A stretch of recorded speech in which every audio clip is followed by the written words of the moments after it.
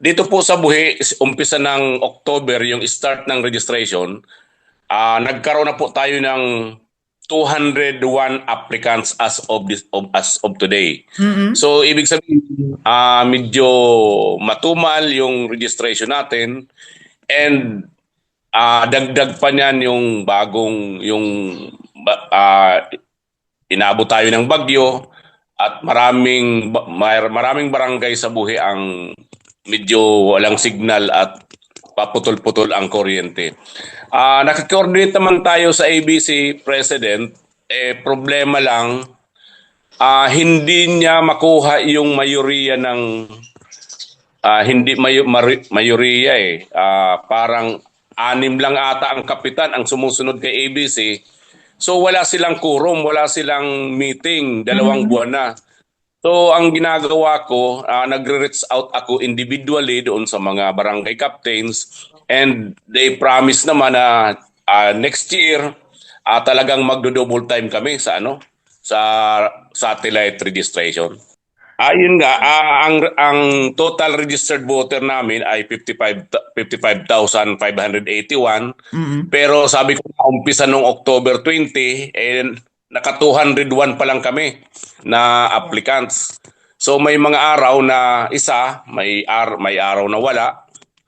Yan sabi ko, matumal yung registration ngayon. Siguro, alam naman natin, pagdating ng last hour, baka ano na, dagsa na ang mga magpaparehistro sa opisina.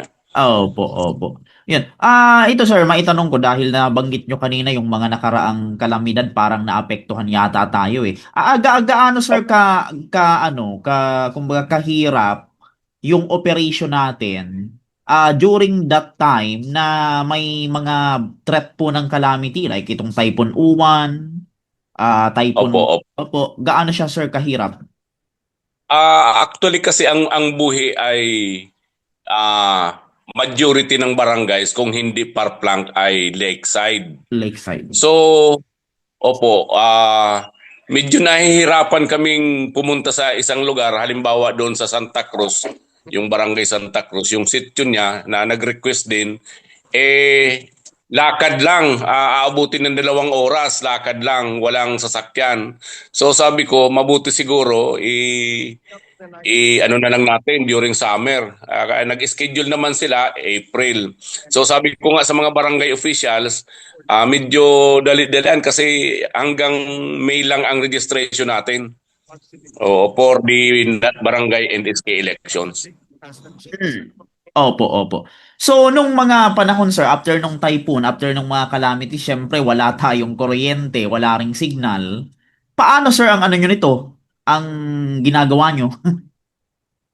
Sa opisina lang kami, buti naman ang LGU Buhi, pag walang kuryente, may sarili silang generator. So, continuous din yung registration namin. Ang problema nga lang, medyo kokonti ang pumupunta sa opisina, siguro sa kadahilan ng inuna muna yung pagpapayos ng bahay at paghihingi ng mga relief kaysa sa pagparegister. Baka naisip nila, medyo may oras pa naman, baka next year.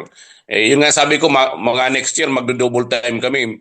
Siguro sa isang araw, 2 barangay ang sa satellite namin.